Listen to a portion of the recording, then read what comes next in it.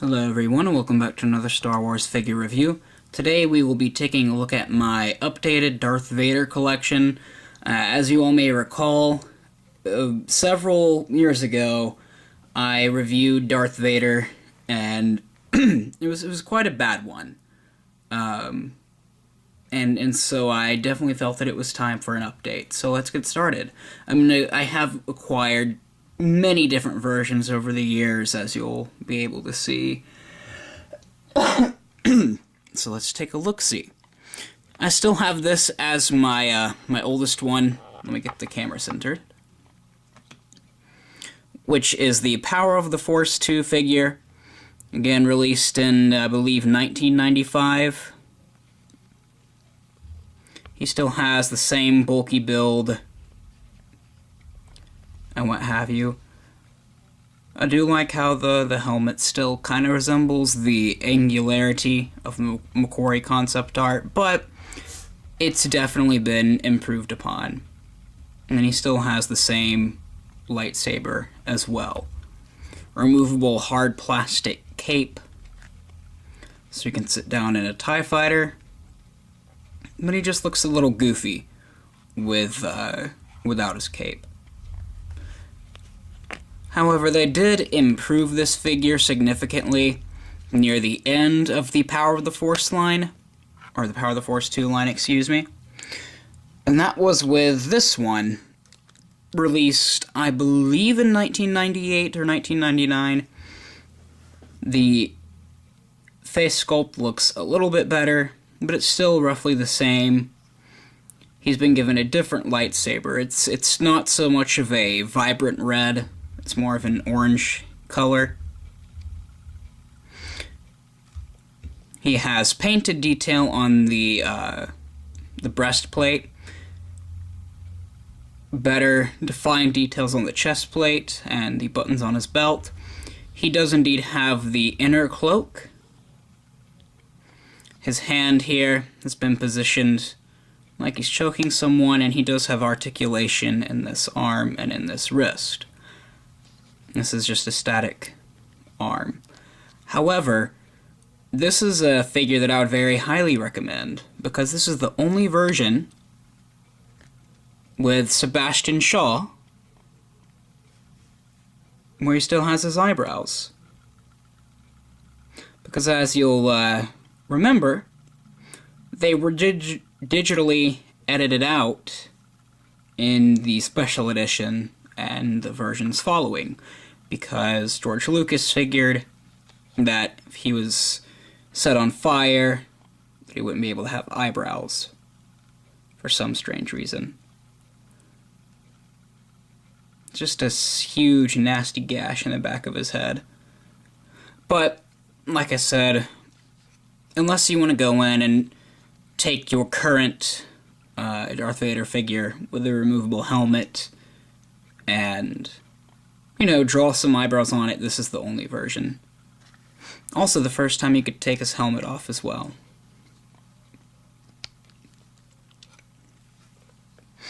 Well then, in 1999, we had the Power of the Jedi line. And I believe, yeah, I have reviewed this here on my channel already. This is Darth Vader as he was in A New Hope. And, come on, focus. Well, you can see the red tint to the lenses, which has been done quite nicely. Again, though, however, there are no painted details on the breastplate. It's just the black, very shiny finish. And you do have the inner cloak going over the breastplate. Chest plate is still painted. It's okay. Once again, he's just kind of making a fist here and slightly gesturing with this hand. Painted details on the belt buckle, or on the belt and the belt buckle. Lightsaber hilt. Pretty good sculpting work. First one, or one of the first ones we received with all soft goods robes. Overall, not bad for something just to kind of, you know, stand in the background, but, you know, everyone wants their super articulated Darth Vaders. Now, there were many released between this figure and 2005, however, I do not have any of those. I do, though, have the Target exclusive Lava Reflection Darth Vader, which was released, I think, also in par with Celebration 3. This was released to the public in early of April 2005, and it is a repaint of the 1997 Final Duel Darth Vader with, you know, all these different colors on him, hence Lava Reflection, because it was supposed to mimic, you know, that scene where Darth Vader is on Mustafar and he's standing over the lava pit, except that never really happened from what I remember. The capes are not removable. This one appears to be a part of his helmet, actually. Well, it's right under it, but... And then, you know, the swooped robe under as well. Still the standard 6 points of articulation, but just, it was an interesting piece, and I decided to pick it up for about, I think I spent $10 on it. I got it on the card, and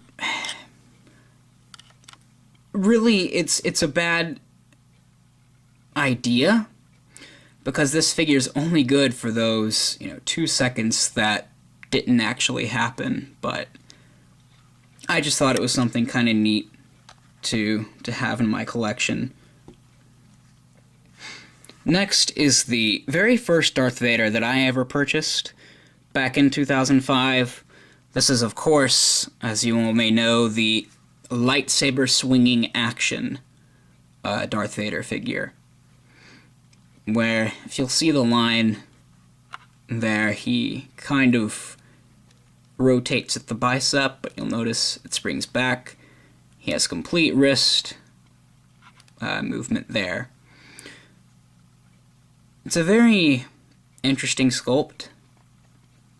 Inconsistent articulation, whereas this is a swivel shoulder, this is a bull-hinged shoulder. He is doing the Force choke, and I actually have managed to get this hand lodged up in between the neck and the head joint on other figures, so he will properly choke people, either by the Force or physical contact. And of course, there's, you know, all the wrinkles and detailing in his suit.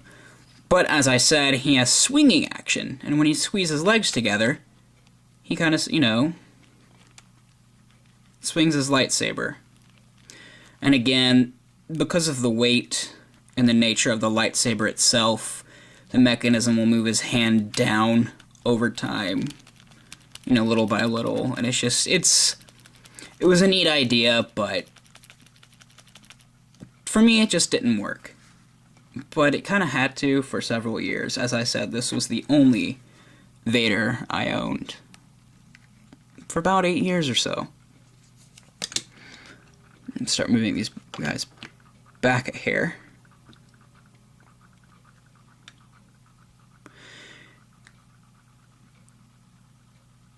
I don't know what that sound is. This is, I believe, the 2006 Evolutions figure. This has been repackaged and repurposed numerous amount of times. It is by no means a bad toy, bad figure. If you'll notice, the helmet looks a little funky. Well, that's because it's removable in 3 parts. Take off the dome. As you can see, his head is the back of his head, the scar is revealed. And there is an updated Sebastian Shaw with no eyebrows, sadly. But the articulation on him is, you know, everything you'd expect. Ball-hinged shoulders and elbows, swivel waist, swivel hips, ball-hinged knees, and ball-hinged ankles. The main issue I have with this figure is that he's left-handed. He can't hold his lightsaber in his left hand. I don't know why, but to me Darth Vader has always been right-handed, as David Prowse was. However, I can understand that they they being Hasbro, of course, saw that Vader liked choking with his right hand. So it does make sense to me why they made this decision. I just don't 110% agree with it. Now, I would like to take a quick moment to do a comparison between this one and the one from the 90s, which, as you can see, if it'll focus, come on.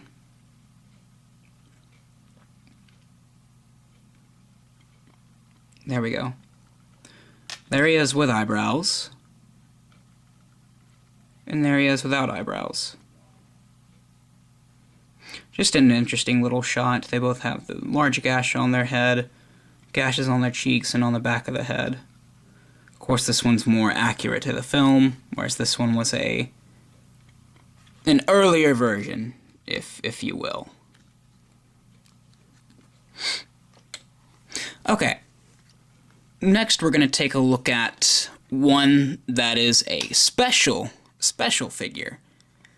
If you will recall, Hasbro has commemorated their achievements in toy making. By that, of course, I mean there was the release of the 300th figure, a Boba Fett with a rocket-firing jetpack. I do not have that one, however, I do have the 500th figure, which is Darth Vader in his meditation chamber. This is one I managed to pick up from a friend of mine that owns a pet shop. And overall, it is a really nice little set here. Let's zoom in a little. You'll notice there's lots of detailing, whether it be stickers or whatnot, on the panels surrounding him. And the thing that I love about this the most is that when you do lift the helmet up, you get the pale white skin of Vader under the mask, and just that one single scar. Now, he is, a fully articulated figure. He came with interchangeable hands, a lightsaber, and a cape. However, I use him for display purposes only. That's why he has his kind of relaxed palm hands. And there's kind of the base of it. The black plastic on this has little sparkles in it everywhere, which is a nice touch, makes it look a little bit more metallic. And this is, of course, based off that scene where I believe it's General Veers walks into the chamber, and then the back of his helmet is put on, and Vader turns around and says, prepare your men for a ground assault and what have you. Now, this did come with a protective cover that I typically keep on it when it's on display, just so the dust doesn't get to it, but as you'll notice, it's very blurry. However, it does complete the look of the meditation chamber, with the slats all lining up on the inside and the out, and of course the mechanism is still functional. A nice piece, 500th figure, and I was lucky enough to pick one up. Now we shall move on to what a lot to consider to be an interesting figure. This is, of course, Darth Vader as he was in the end of The Force Unleashed, which is, like I said in my previous video, he's got holes everywhere. He's had the absolute absolute crap beat out of him. His armor's breaking apart. You take his helmet off, part of it's still left on. Again, you get that eyebrowless face. So tasty. And it's super articulated as well. However, some of the articulation is hindered to the materials used for the figure. It does come with a red lightsaber, as every Vader should.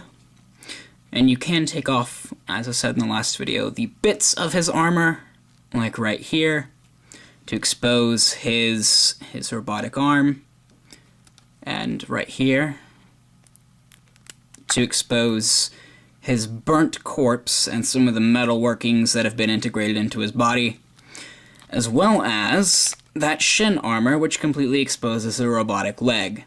And I do love how the bottom part of his inner robes is just torn to shreds and bits, and it's a hard rubbery plastic to keep the shape and the form. I see this more as a slightly artistic piece rather than a definitive Darth Vader.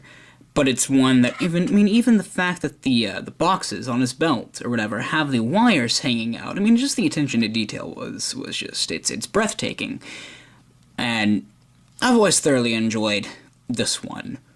I'd highly recommend you get a hold of it. I did not get this in the 30th anniversary collection, however. I got it in I believe the Saga Legends. So that was from 2008. In 2015, as you may all know, Star Wars Rebels became a thing, and we finally did get a version of Vader done in this beautifully animated style. Just look at the helmet. It's just so sharp and angular. And of course, the body is all sleek. And I love the plastic that's used for the outer, his cape. It's very reflective and what have you. Looks very shiny. He even has the proper lightsaber that's done in that animated style. Again, it's the standard 5 POA, however, with the bowl-jointed head and the swivel shoulders and swivel hips, but still, by no means is it bad.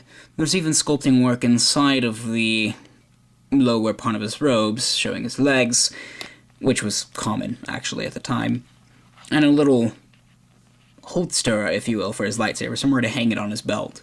And this is obviously based off A New Hope, as that would have been the Darth Vader that would be taking place in the years prior to Rogue One and A New Hope.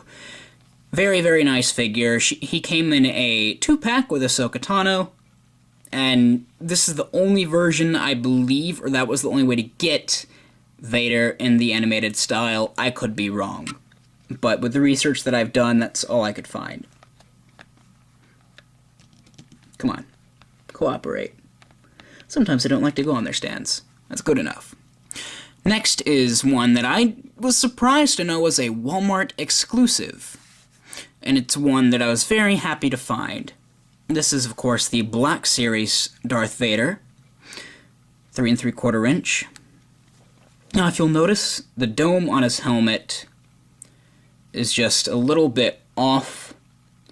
That is because the whole dome was removable. This is a repackage and slight repaint of the 500th figure.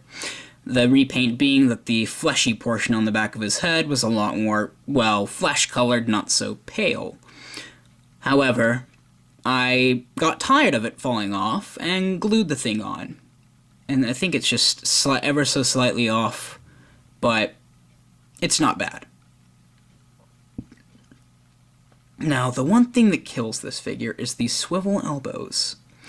They're just the most unpleasant joints to work with. Aside from that, it's fine. Well, and it has swivel shoulders, which are not painted silver like the rest of the chest plate. But you get the soft goods lower portion of the robes, the crotch flap, which is flexible, because again, this is based off the 500th figure, which was made to sit down comfortably and constantly. And his outer cape is also soft goods. Now, I did have to customize this figure a little bit. As you'll notice, his right and left hands are the same. The right hand of the figure was, again, another choking hand like that one, and I did not like that. So, thankfully, the 500th figure came with a spare right hand, and I swapped him out, so now he has 2 of the same hands. Can hold the lightsaber in either one. And this is probably my favorite Darth Vader figure I own, since it is from Empire, my favorite film in the franchise. super articulated, well, for the most part, and it's just a good, it's solid. It's a very solid piece, despite its swivel elbows and the gripes that I have with that. Lastly, we will take a look at the Rogue One version of Darth Vader, which I was very, very surprised by. The face is spot on, and the one thing they got correct as well is the eye lenses are not red, which I was very surprised to see in Rogue One, considering it takes place literally moments before A New Hope. However, I didn't let it bother me too much, and I love the fact that they carried that over to the figure to keep true to the detail. His cape is removable, and he, of course, is sporting his red lightsaber, and this is what I was really surprised about. He has a swivel waist. Most of the figures in this line have not had this feature, and why they decided to give it to him, I don't know. But I'm also not complaining. Oh, and of course he has his, gesture or choking hand. Sculpting work is, again, it is superb. I believe they laser scanned the suit or something and put it into the machines to make the figure. Very good. Very nice indeed. Now, I do have a bit of a surprise for all of you guys here at the end. And not the kind of surprise you're thinking about either. Bear with me. Come on. Can you cooperate, good sir? There we go. I received this in the mail today, and was quite excited about it. It is the only Anakin Skywalker figure I own. And that is, of course, Anakin as I remember him. Good old Sebastian Shaw playing Anakin, or the ghost of him, in 1983. This is the Power of the Force version, or maybe it was Power of the Jedi, I don't remember. I believe it was Power of the Force, because they have the little flashback photo thing to promote Episode 1. Oh, come on. And it's done quite nicely, very solid. I admit the face looks a little bit goofy, but it does look like Sebastian Shaw. He did come with a blue lightsaber, which is actually Obi-Wan's, and I did wonder why the hell they gave him Obi-Wan's. Well, that's because the grip on his hand was too big to hold his own, so it makes a little bit more sense now. Kind of a soft/hard goods outer cloak, sculpting detail on the inside of the inner cloak, and he does have legs under. It's sad to know that this is the last version of Sebastian Shaw's rendition of Anakin that was ever made, because everything is Hayden Christensen now. So I felt it necessary to pick it up, especially for this episode, or this video, if you will. Felt that it was very fitting. Anyways, I hope that you guys enjoyed the video. I will be posting more content a little bit more frequently now, and I have made a Discord server. For those of you that use it, I'll be posting a link down in the description to join the server. And as always, if you liked the video, then subscribe and like to see videos similar to this one. Comment your feelings, and may the Force be with you.